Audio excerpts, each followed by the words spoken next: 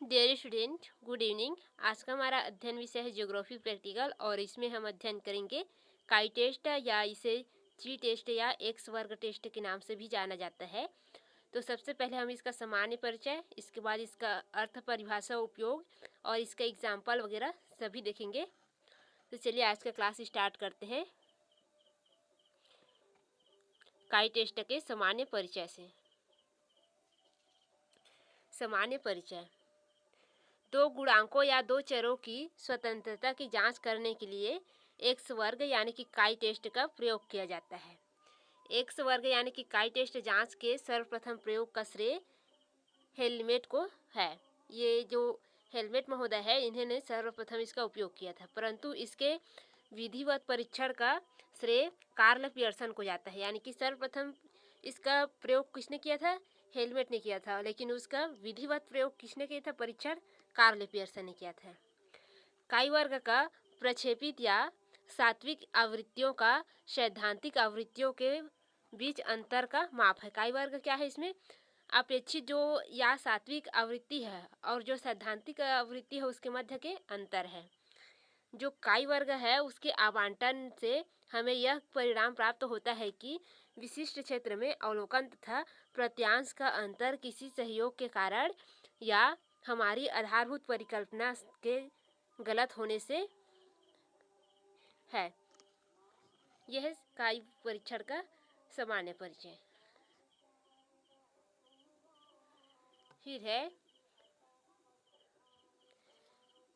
काई परीक्षण में स्वतंत्रता की जांच करने की विधि। क्योंकि इसमें क्या किया जाता है? दो चरों के मध्य स्वतंत्रता की जांच की जाती है। तो इसकी विधि तो सबसे पहले है परिकल्पना। इसमें यह परिकल्पना किया जाता है कि दोनों गुणांकों में पूर्ण स्वतंत्रता है, अर्थात वास्तविक एवं सैद्धांतिक आवृत्तियों का अंतर शून्य मान लिया जाता है। इस प्रकार की मान्यता को शून्य परिकल्पना कहा जाता है। इसके पश्चात है स्वतंत्रता की मात्रा। अब ये जो परिकल्पना पहले प्रस्तुत की है, उसके बाद क्या आता है? स्वतंत्रता की मात्रा की जांच करते हैं। इसमें ये कैसे होता है ये देखते हैं। प्रत्येक सारणी में कुछ संख्या ऐसी होती है कि हम जिन्हें ज्ञात करने के लिए स्वतंत्र हो, अर्थात शून्य आवृत्ति हमें ज्ञात हो तो शेष आवृत्ति इन्हीं पर अंकित होगी।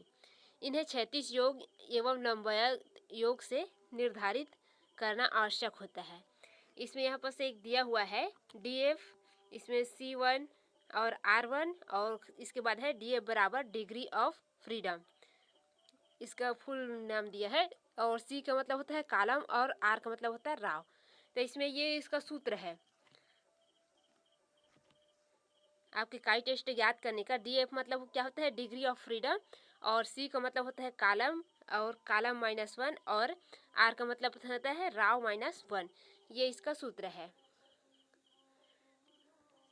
फिर है DF। इसके सूत्र के बाद काई टेस्ट ज्ञात करने के बाद काई तालिका में एक निश्चित सार्थक स्तर पर स्वतंत्रता की संख्या से संबंधित काई का मूल्य 0.05 पर देखा जाता है। यानी कि इससे अधिक होता है तो वो गलत होता है और इससे कम होता है तो वो राइट होता है हमारा। फिर तीसरे नंबर पे है परिकल्पना परीक्षण।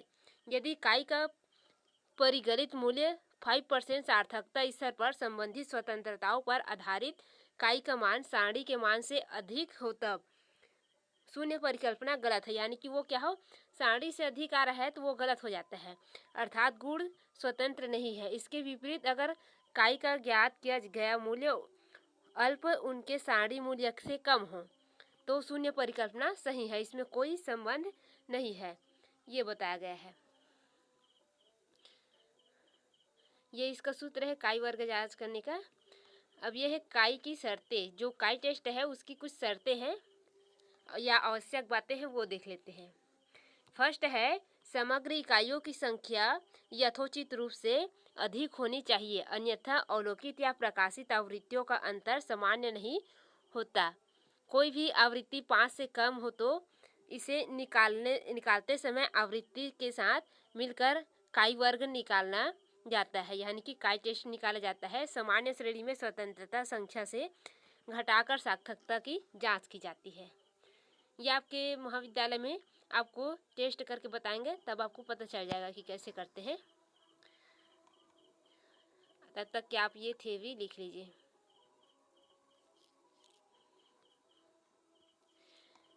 काई वर्ग का मूल्य यदि सारणी के मूल्य से अधिक हो तो उसमें परिकल्पना गलत होता है।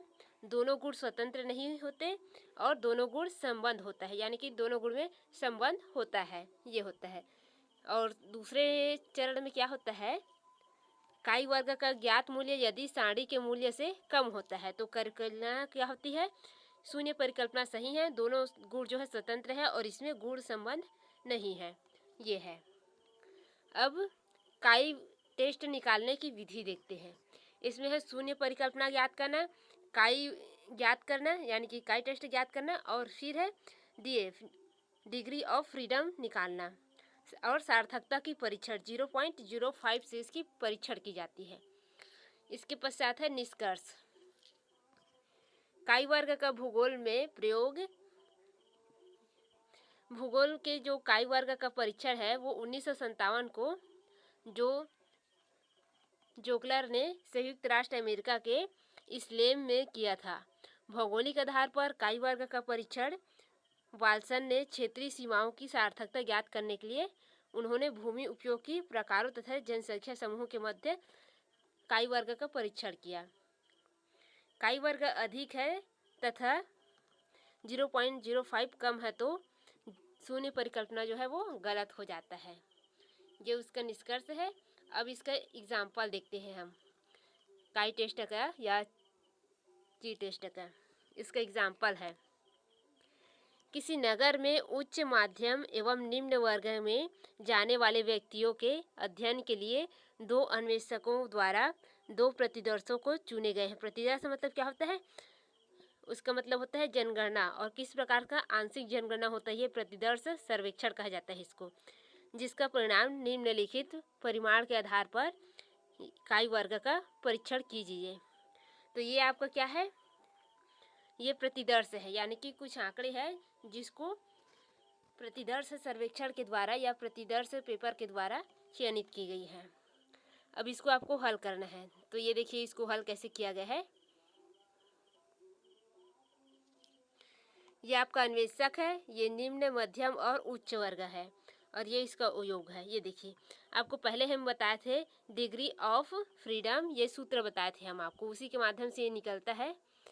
तो इसमें ये देखिए इसको आपको अन्वेषक है, तो अन्वेषक वाले जो पॉइंट है उसको सबसे पहले ओ, तो ओ में क्या लिखा जाता है, आपके जो ए और बी में जो संख्या है उसी को निर्धारित किया जाता है। इसमें 140 है, फिर इसके बाद 140 बी में है, इस प्रकार से इसको लिखा जाता है। फिर सी में 100 है, इस प्रकार से इसको लाइन बार लिख देते हैं कि कितना है, 1 2 3 4 5 6 7 8। देखिए इसमें 1 2 3 4 5 6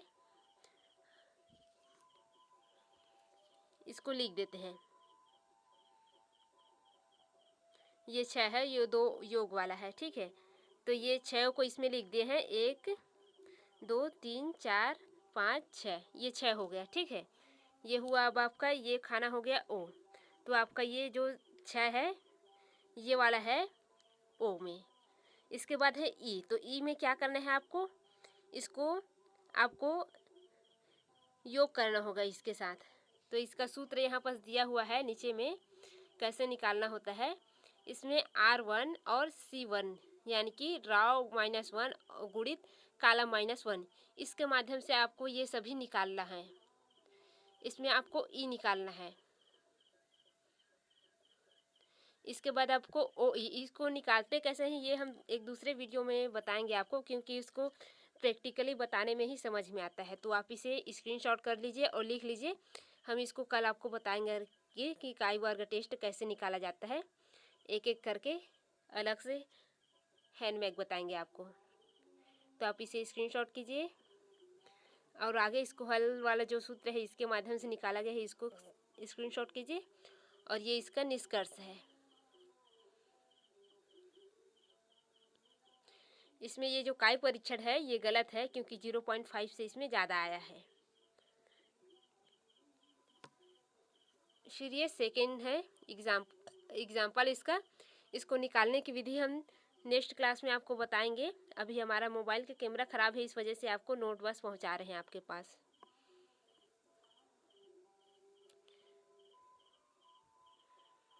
इसके पश्चात है उसका हल।